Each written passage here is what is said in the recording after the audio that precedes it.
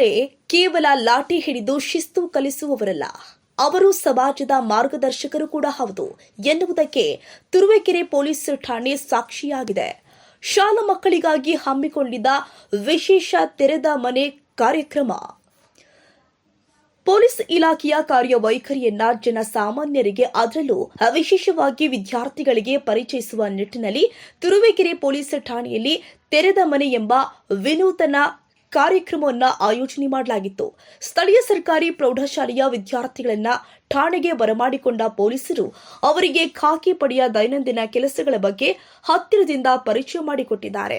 ಠಾಣೆಯ ಮುಖ್ಯ ಪೇದೆ ಗಂಗಾಧರ್, ಮಹಿಳಾ ಪೇದೆಗಳು ಆದ ನಂದಿನಿ ಹಾಗೂ ಉಮಾ ಮಹೇಶ್ವರಿ ಅವರು ವಿದ್ಯಾರ್ಥಿಗಳೊಂದಿಗೆ ಸಂವಾದ ನಡೆಸಿ ಹಲವು ಮಹತ್ವದ ವಿಷಯಗಳ ಬಗ್ಗೆ ಜಾಗೃತಿ ಮೂಡಿಸಿದ್ದಾರೆ. ಸಮಾಜಕ್ಕೆ ಶಾಪವಾಗಿರುವ ಬಾಲ್ಯ ವಿವಾಹ ತಡೆಗಟ್ಟುವಿಕೆ ಹಾಗೂ ಅದಕ್ಕಿರುವ ಕಾನೂನುಗಳ ಮಾಹಿತಿ, ಯುವ ಜನತೆಯನ್ನ ಹಾದಿ ತಪ್ಪಿಸುತ್ತಿರುವ ಡ್ರಗ್ಸ್ ಹಾಗೂ ಮಾದಕ ವಸ್ತುಗಳಿಂದ ದೂರವಿರುವಂತೆ ಎಚ್ಚರಿಕೆ, ರಸ್ತೆ ಸುರಕ್ಷತೆ ಹಾಗೂ ಸಂಚಾರಿ ನಿಯಮಗಳ ಪಾಲನೆಯ ಮಹತ್ವ, ಎಫ್ಐಆರ್ ದಾಖಲಿಸುವುದು ಸೇರಿ ಠಾಣೆಯ ಒಳಗಿನ ಚಟುವಟಿಕೆಗಳ ನೇರ ಪರಿಚಯ. ಈ ಅಪರೂಪದ ಕ್ಷಣಕ್ಕೆ ಶಾಲೆಯ ಮುಖ್ಯ ಶಿಕ್ಷಕರು ಆಗಿರುವಂತಹ ಸತೀಶ್ ಮತ್ತು ಶಿಕ್ಷಕ ವೃಂದದವರು ಸಾಕ್ಷಿಯಾಗಿದ್ದಾರೆ. ಪೊಲೀಸರ ಈ ಜನಸ್ನೇಹಿ ಕಾರ್ಯಕ್ಕೆ ಸಾರ್ವಜನಿಕ ವಲಯದಲ್ಲಿ ವ್ಯಾಪಕ ಮೆಚ್ಚುಗೆ ವ್ಯಕ್ತವಾಗಿದೆ. ನಾಗರಾಜ್, ರಾಷ್ಟ್ರಕ್ರಾಂತಿ ನ್ಯೂಸ್, ತುರುವೇಕೆರೆ. ಈಗಿನ ಮಕ್ಕಳು ಮುಂದಿನ ಪ್ರಜೆಗಳು ಅನ್ನೋ ಮಾತು ಕೇಳ್ತೀರಲ್ವಾ, ನೀವು ಯಾವ ರೀತಿ ಬೆಳಿತೀರಾ, ಯಾವ ರೀತಿ ಇದು ಮಾಡ್ತೀರಾ ಅನ್ನೋದ್ರ ಮೇಲೆ ನೀವು ಸ್ಟೇಷನ್ಗೆ ಬರೋದು ಬಿಡೋದು ಶಾಂತಿಯಿಂದ ನಡೆಯೋದು ಆಗುತ್ತೆ.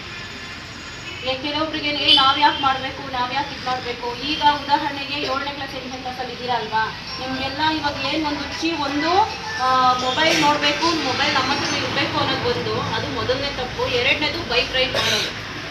ಬೈಕ್ ರೈಡ್ ಎಷ್ಟು ಜನ ಮಾಡ್ತೀರಾ ಇಲ್ವೇ? ನಿಮ್ಮ ಅಪ್ಪ ಮುಂದು ಸ್ಕೂಟಿ ಆಗಿರ್ಬೋದು, TVS ಆಗಿರ್ಬೋದು, ಗೇರ್ ಗಾಡಿ ಆಗಿರ್ಬೋದು, ಎರಡು ಟ್ರೈ ಮಾಡ್ತಿದ್ದೀರಾ ಅಥವಾ ಟ್ರೈ ಮಾಡೋಕ್ಕೆ ನಿಮ್ಮ ಮನೆಯಲ್ಲಿ ಪರ್ಮಿಷನ್ ಕೊಟ್ಟವರ ಹೆಂಗೆ?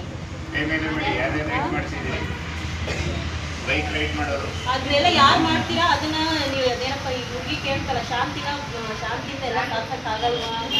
ಅಕಸ್ಮಾತ್ ಈ ಟೈಮಲ್ಲಿ ನಿಮ್ಗೆ ಏನಾದರೂ ಪರ್ಮಿಷನ್, ನಿಮ್ಗೆ ಹಕ್ಕಿದೆಯಾ ಇವಾಗ ಬೈಕ್ ಚಲಾಯಿಸೋದು? ಇಲ್ಲ ಅಲ್ವಾ? ನಿಮ್ಮ ಹತ್ರ DL ಆಯ್ತಾ? ಇವಾಗ DL ಪಡ್ಕೊಬೇಕು ಅಂದರೆ ಎಷ್ಟು ವರ್ಷ ಆಗಿರ್ಬೇಕು ನಮಗೆ? 18 ವರ್ಷ ಆಗೋವರೆಗೂ ಮೊಬೈಲ್ನು ಮುಟ್ಬಾರ್ದು, ನಾವು ಬೈಕ್ನು ರೈಡ್ ಮಾಡಬಾರ್ದು. ಇವೆರಡರಿಂದ ಎಷ್ಟು ದೂರ ಇರ್ತೀರಾ ಅಷ್ಟು ನಿಮ್ಮ ಫ್ಯೂಚರು ಚೆನ್ನಾಗಿರುತ್ತೆ. ಇವತ್ತು ನಾವಿಲ್ಲಿ ಮಾತಾಡ್ತಿದ್ದೀವಿ, ನಾಳೆ ನೀವಿಲ್ಲಿ ನಿಂತ್ಕೊಂಡು ಮಾತಾಡ್ತೀರಿ. ಎರಡರಿಂದ ದೂರ ಇದೆ. ಕಾನೂನು ಬಗ್ಗೆ ಎಲ್ಲ ಅರಿವಿರುತ್ತೀಗ ಆಯಿತಾ? ಮ್ಯಾಕ್ಸಿಮಮ್ ನಿಮ್ಮ ಮನೇಲಿ ಎಷ್ಟು ಜನರಲ್ಲಿ DL ಇದೆ? ನಿಮ್ಮ ಪೇರೆಂಟ್ಸ್ ಹತ್ರ ಗಾಡಿ ಓಡಿಸಿದೆ, ಡ್ರೈವಿಂಗ್ ಲೈಸೆನ್ಸ್ ಇರುತ್ತೆ, ಇನ್ಸೂರೆನ್ಸ್ ಎಷ್ಟು ಹತ್ರ ಇರುತ್ತೆ? ಇನ್ಸೂರೆನ್ಸ್ ಅಂದರೆ ಗೊತ್ತಾ? ಗಾಡಿಗೆ ಮ್ಯಾಕ್ಸಿಮಮ್ ಯಾರು ಇರಲ್ಲ.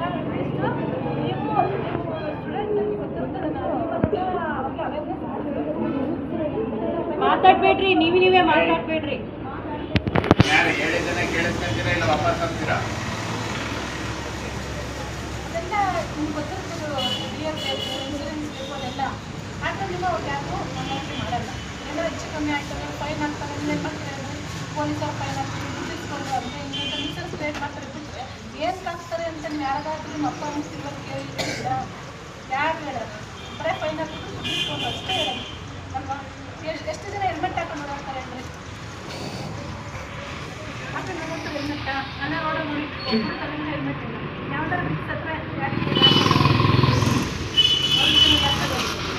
ಅದು ಗೊತ್ತಿರುತ್ತೆ. ಕಾಮನ್ ಸೆನ್ಸ್ ಹೆಲ್ಮೆಟ್ ಹಾಕೋಬೇಕು, ಹೆಲ್ಮೆಟ್ ಹಾಕೋಬೇಕು ಎಲ್ಲ. ಆದರೆ ಯಾರು ಮಾಡಲ್ಲ.